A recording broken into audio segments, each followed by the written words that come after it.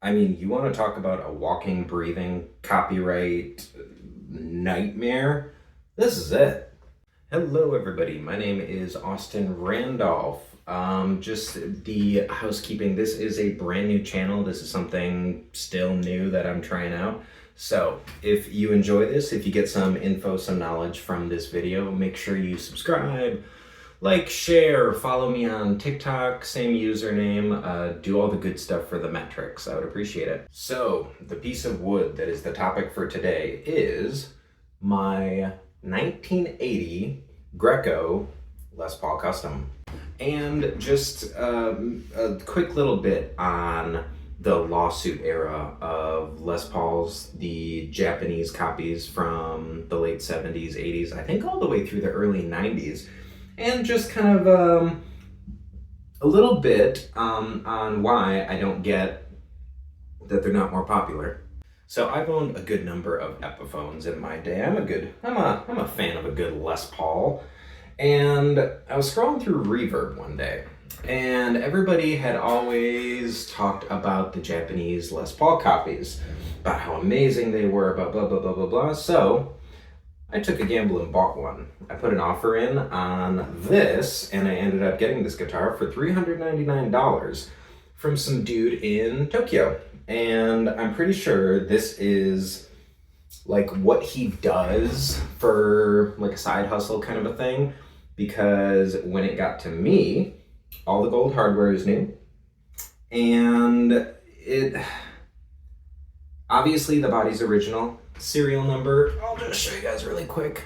That first character is supposed to be a 0. So serial number checks out that it was made in 1980. It looks like many moons ago, there was a repair done kind of near the joint of the neck, but I'm sure you can tell by the color, it was white at some point. It's kind of that pretty Randy Rhoads ivory now. So it's clearly an old guitar with new hardware. To get it here to my doorstep in Detroit, Michigan, cost me, this is the part that turns a lot of people off, $160. So it was $160 to ship this guitar from Tokyo to Detroit.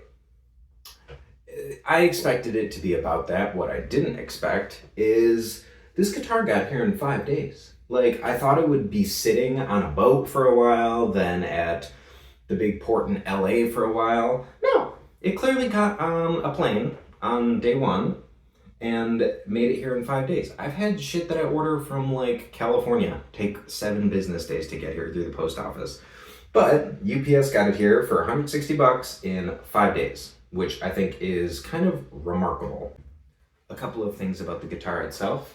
You have the totally not trying to be anything else font on the headstock, says Greco.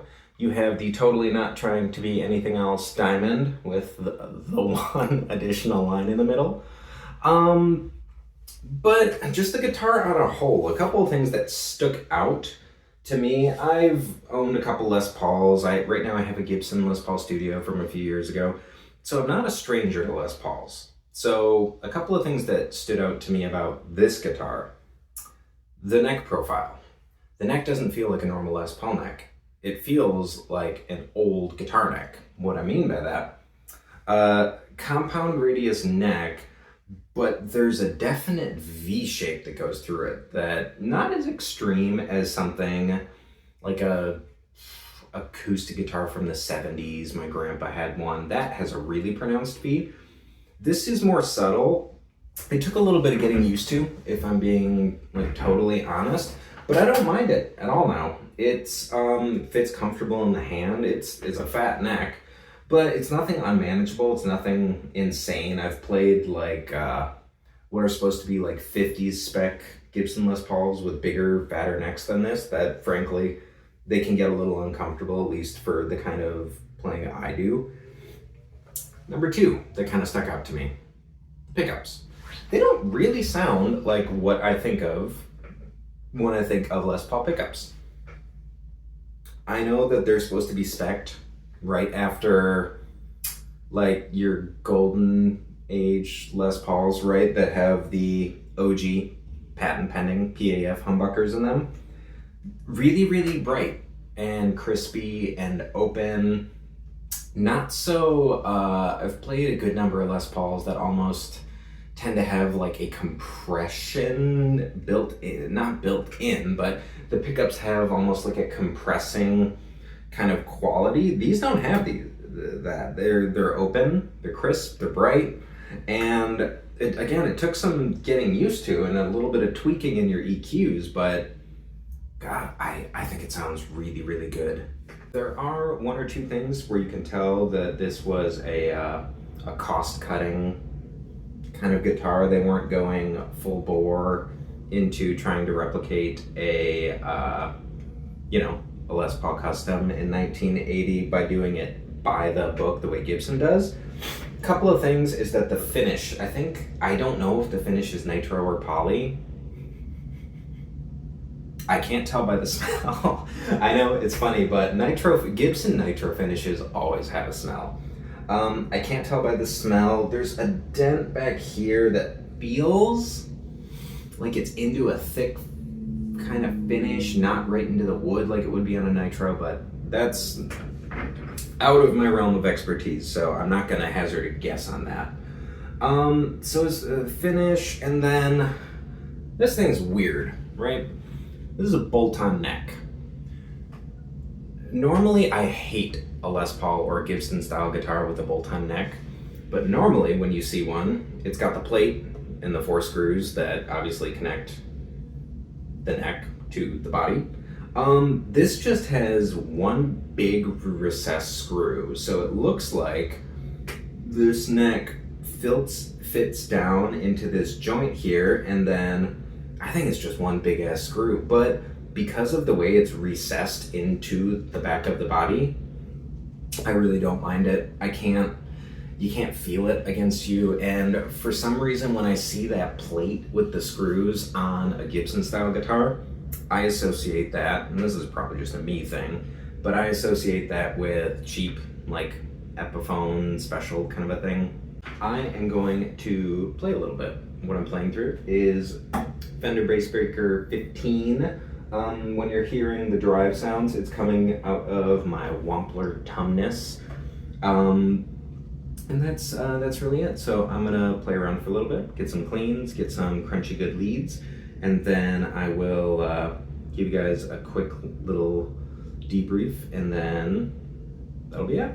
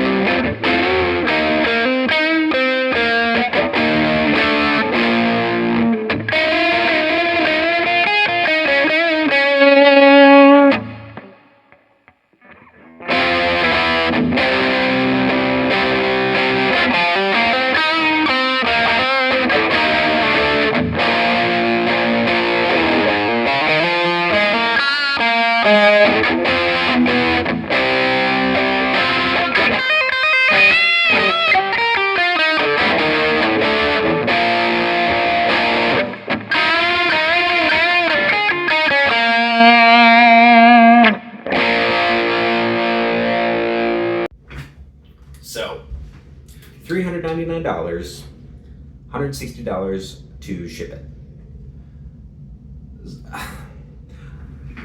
Really, I think the only guitar that it's fair to compare this to in the Epiphone line, because obviously there's going to be plenty of comparisons between this and other Epiphones, would be the higher end models. Like, I would say the 59, which I actually had one of the Epiphone 59 Les Pauls. Great guitar, I love the pickups in it. I just didn't like the finish, so that's why I got rid of it. Would I put this, let me put it this way. Would I take this guitar and put it against a brand new, or even like a Gibson Les Paul Custom? Nope. No, but I don't really think that's what it's for. It's not for that. I think what these are good for is if you like an old guitar. What I mean by that is if you're used to a slim, really fast neck, some pickups built for shredding, and like a super ergonomic body with ergonomic controls and whatever, you're gonna fucking hate this guitar. Just like you'd hate if you went and found a Les Paul from the 70s, you'd probably hate that too. The neck, is it ergonomic? It's super fast and whatever? No, like I told you, there's like a V in it. Controls, are they ergonomic? No, they're traditional Les Paul controls. They can get bumbly and your switches up here, you get used to it. But would I put it up against the Epiphone 59? I'd say that's a pretty fair comparison, and I would take this every day of the week. I would take this because of a factor that I think is hard to ignore, which is that this thing is a walking, like, trademark copyright nightmare, and it looks so cool. I mean, it looks like an old Les Paul Custom. It feels like an old Les Paul Custom. Every time I walk into this room and I see it sitting in the stand over there, I go, ooh, oh. And I think of Randy Rhoads. I think of, who's the cool singer from The Darkness? I think of him. I think of all of the amazing guitar players that I've seen play Les Paul Customs. And I think that comes out in the playing. I think when you look down and you go, oh, that looks good, or even like, I look good, I feel good playing this, all those things, at least in my opinion, go into how you're gonna play, what you're gonna play. So, on paper, is this guitar amazing, phenomenal? No, not really. On paper, there's nothing really remarkable about it. But if you don't happen to have $8,000 or whatever they're charging for a Les Paul Custom nowadays, do I think you should look into this over an Epiphone Les Paul Custom? If you are a fan of old guitars, if you like old music, if you think that, you know, when you play you like to have a little bit of swagger, a little character, if you like a little character over technical specs, which, personal preference, I do, then I think for $160 to get it here, it was well worth it for me. Like I said, everybody, follow me on TikTok. I put out a lot of, just try to put out funny guitar stuff on the daily. And hope you enjoyed watching. Hope you learned something.